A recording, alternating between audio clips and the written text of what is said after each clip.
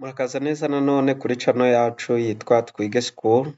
Uyu munsi turabigisha uburyo ushobora wandikira abantu benshi icyarimwe ukoresheje Microsoft Office Word ndetse ufite na liste ya Excel. Aha ngaha biradusaba kugira liste ndende ishoboka. Urugero ufite nka liste y'abakozi ushaka kwandikira ibaruwa imwe, si ngombwa ngo wandike buri muntu, wandike ibaruwa ya buri muntu, ahubwo wandika sample imwe ubundi ugakora import y'iyo liste y'abo bakozi bose. Tugiye kureba ukuntu bikorwa. Abantu benshi bakunze kubimbaza, abasekreteri b'ibigo by'amashuri, abasekreteri b'ibigo runaka, uburyo ushobora gutegura ibaruwa imwe ukayandikira abantu benshi. Dutangira dufite liste y'abo bantu. Hano dufite urugero rwa liste y'abakozi. Dufite kolone y'amazina yombi, kolone y'icyo ashinzwe, departement akoreramo, gender yiwe n'imyaka afite, igihe bamuhereye akazi, annual salary cyangwa se umushahara ahembwa, bonus bagenda bamuha, ndavuga agashimwe n'igihugu akomokaho. Aha ngaha si ngombwa ngo ugire aya makolone, ushobora kugira ayawe.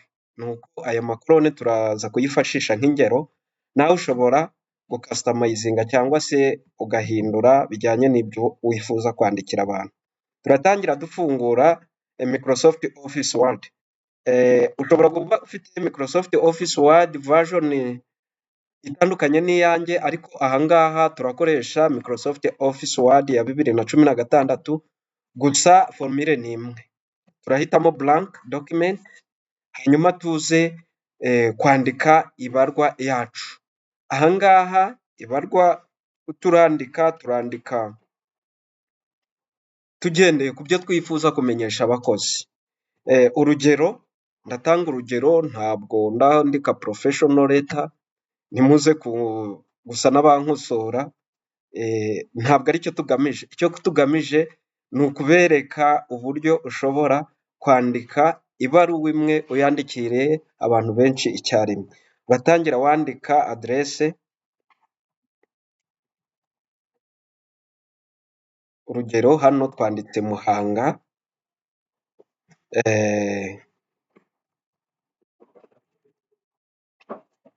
Ushyireho umurenge umwe wo muri Muhanga. Urugero, hano twashyiraho reka turebe umurenge wo muri Muhanga, ko nkwiyobewe. Urugero, Cyokwe. Dushyizeho Cyogwe, noneho dukompoze lettre yacu.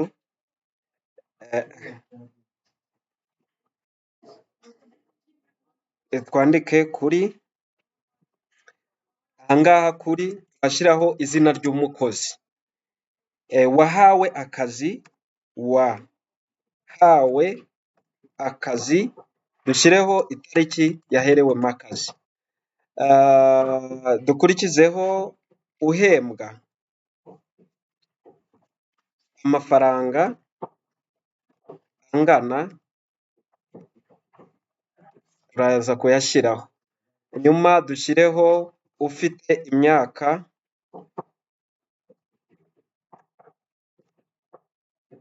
nayo tuyishyireho.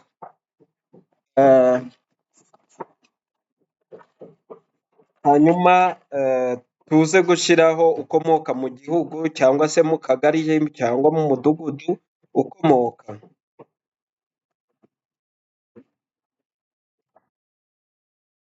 Ushobora gushyiraho n'ibindi byinshi bitandukanye. Ibi nibyo tugiye kureba uko turaza kubikora. Hanyuma ibaruwa ishobora kuba igizwe na page imwe, ebyiri se, eshatu se. Uko imwe izaba ingana niko n'izindi zizaza zingana. Urugero, nk'iyi yacu tugire page imwe. Turayigira page imwe. Turaza kureba liste dufite ngo hariho kolone zingahe. Si ngombwa, si itegeko kubishyiraho byose turashyiraho ibyo dukeneye kuko ushobora kuba ufite lisite ifite ibintu byinshi cyane ugafatamo iby'ingenzi. Aha ngaha turaza gushyira hano hasi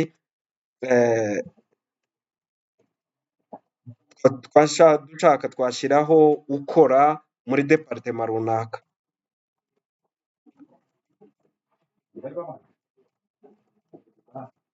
Ya aha ngaha noneho icyo dukora ni iki iyo tumaze gufata ibaruwa tuvuge ko iyi ari ibaruwa yawe turayisevinga tuyisevinge nko kuri desktop wayisevinga ahantu runaka letter tuyite letter ubwo twayisevinze hanyuma ni gute washyiramo izi korone zivuye muri ya lisite ya Excel ndetse hakaza ibaruwa ya buri muntu. Turaza dufate hano hari utudomo nk'uko mubibona bigaragara aha ngaha, aha turahashyira amazina.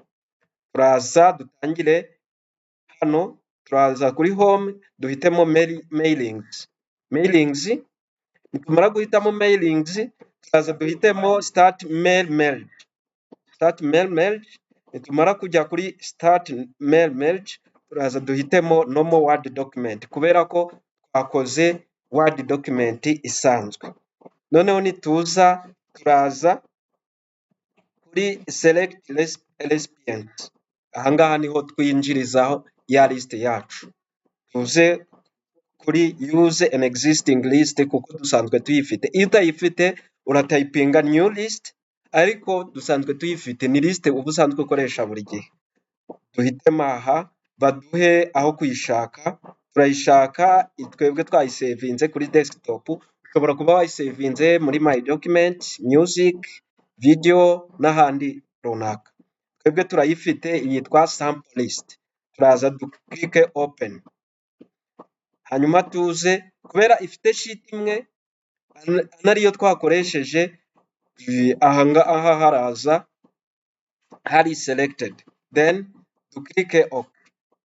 Tayari uko ubona hano hahise hahinduka, ubwo birumvikana yamaze kugeramo.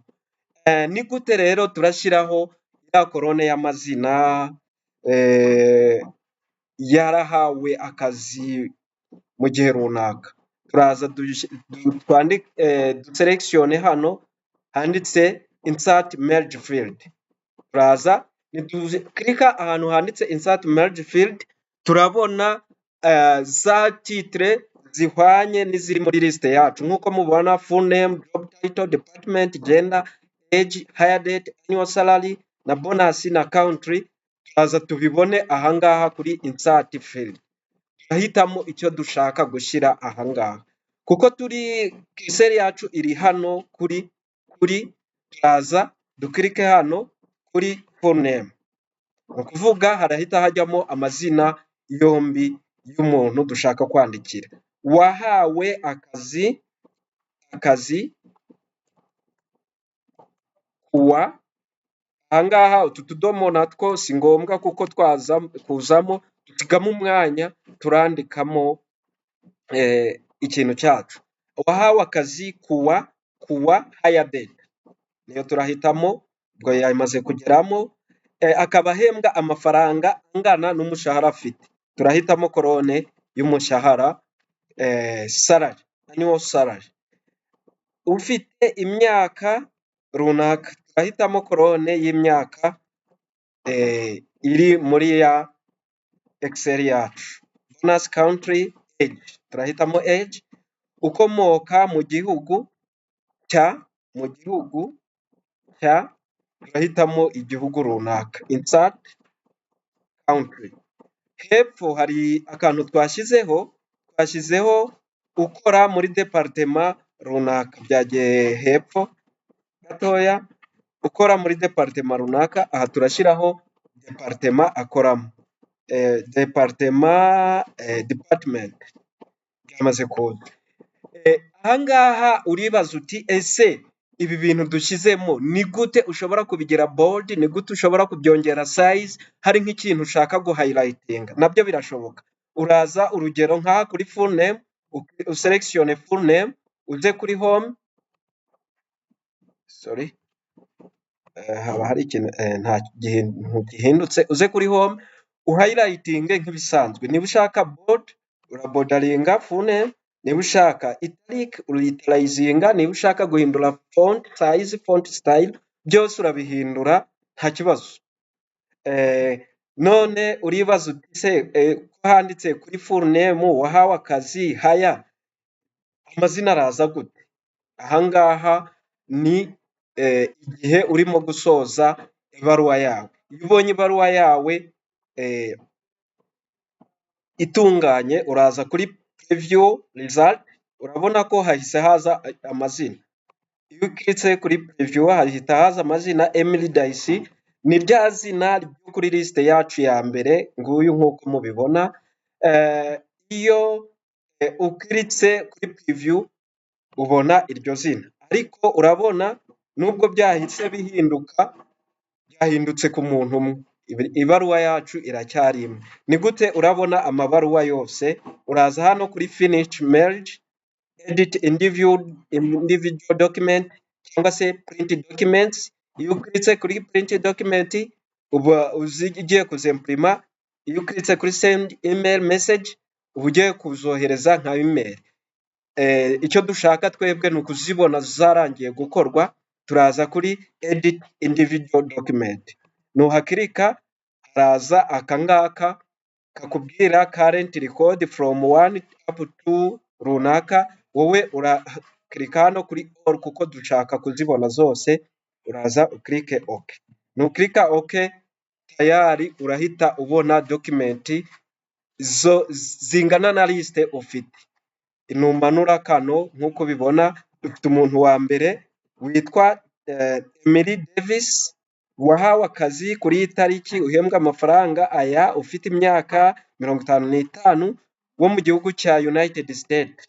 Naka kandi ko hepfo ni department ni ya IT. Nk'uko bibona wahise ugira amabaruwa menshi atandukanye. Mukomeze muryoherwe, nabararikira ku subscribinga kuri channel yacu ya Twige School. Murakoze naho